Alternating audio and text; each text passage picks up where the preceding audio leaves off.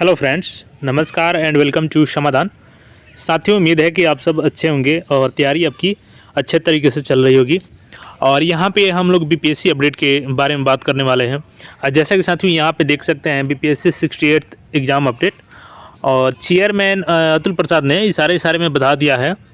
तो जो आपका एग्ज़ाम 12 फरवरी को होने वाला है, चलिए उसके बारे में ये अपडेट है, क्या बताया इन्होंने इशारे में, उसको समझने की कोशिश करते हैं। तो यहाँ पे देख सकते हैं आप लोग अतुल प्रसाद जी का, और ये ट्विटर हैंडल है इनका। 6 घंटे पहले इन्होंने ट्वीट किया था 74वें गणतंत्र दिवस की शुभकामनाएं। तो सबसे पहले तो आप सभी को 74वें गणतंत्र दिवस की हार्दिक शुभकामनाएं। और यहाँ पे देखेंगे न्यूज़, तो बीपीएससी 68वीं CCEPT उम्मीदवारों को सलाह दी जाती है कि वे निर्देशों को ध्यान से पढ़ें, विशेष रूप से विकल्पों में बदलाव देखें। यदि कोई हो और यदि किसी को प्रश्न बहुत कठिन लगता है तो घबराएं नहीं, क्योंकि इसमें सापेक्ष प्रदर्शन ही कोई मायने रखता है। अब चलिए इसका जो इंग्लिश वर्जन में इन्होंने ट्वीट किया है उसको भी पढ़ लेते हैं, देन इसको समझने की कोशिश करते हैं कि आखिर ये कहना क्या चाह रहे हैं और विद्यार्थियों को क्या करना चाहिए। तो देखिए यहाँ पे देख सकते हैं happy 17th for Republic day. और यहाँ पे देखेंगे BPSC 68 CCEPT candidates are advised to read the instructions carefully, particularly look for changes in options if any, and not to panic if anyone finds the question too difficult. After all, it's relative performance that matters. तो देखिए यहाँ पे इनका कहना क्या है, ये चीज़ हम लोग समझने की कोशिश करते हैं। तो देखिए यहाँ पे एक चीज़ क्लियर है कि इस बार जो पैटर्न में बदलाव किए गए हैं, जैसे कि इस बार निगेटिव मार्किंग को भी इंट्रोड्यूस किया गया है। तो इस बार तो आपको कोई भी क्वेश्चन सॉल्व करते हैं तो उसको सोच समझ के ही आपको सॉल्व करना है, क्योंकि पहले क्या होता था कि जनरली जो आता था वो सभी बनाते थे और जो नहीं आता था उसको भी, क्योंकि निगेटिव मार्किंग तो था नहीं, तो उसको भी अटैम्प्ट कर लेते थे। लेकिन इस बार आपका जो अटैम्प्ट होगा वो सोच समझ के करना होगा, ये होगी पहली चीज़। और रही बात डिफ़िकल्टी की, तो इन्होंने बताया कि डिफ़िकल्टी लेवल, जैसे कि अभी सभी के माइंड में यही चीज़ चल रहा होगा कि जो इस बार कट ऑफ गया था 113 गया था। ये जाहिर सी बात है, हर किसी के माइंड में चल रहा होगा कि इस बार भी हम लोग को अटैम्प्ट इसी के अनुसार करना होगा।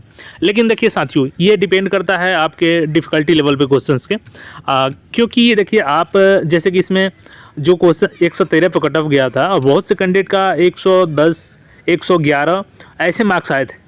तो क्या वो स्टूडेंट अच्छे तरीके से तैयारी नहीं किए थे? बिल्कुल किए थे, लेकिन यहाँ पे जो सिलेक्शन होता है वो रिलेटिवली होता है, यानी कि रिलेटिव होता है। मान के चलिए कि जो इसमें 11,000 के आसपास 67 में सिलेक्शन किया गया था, तो वो एक रिलेटिव रिजल्ट था कि मतलब कि इतना ही स्टूडेंट को लेना है, तो उसमें रिलेटिव लेना है कि हाँ, मतलब कि कट ऑफ जारी होता है, उसके अनुसार जो उसमें कैंडिडेट आएंगे उसका लिया जाता है।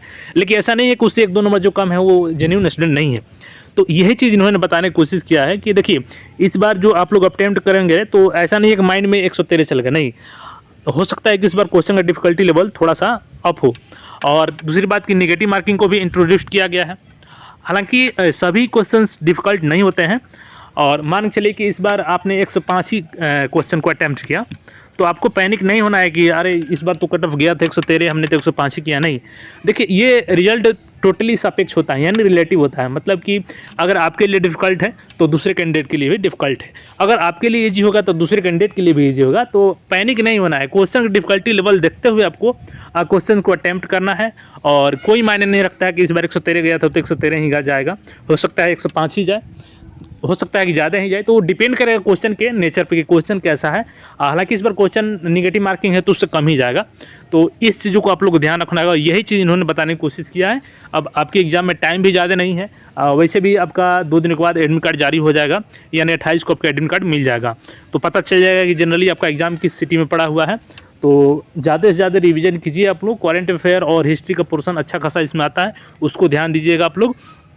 और बाकी अपडेट के लिए चैनल पर नए तो चैनल को जरूर सब्सक्राइब कर ले, और जल्द ही मिलते हैं नए अपडेट में। तब तक के लिए चैनल पर बने रहें। धन्यवाद।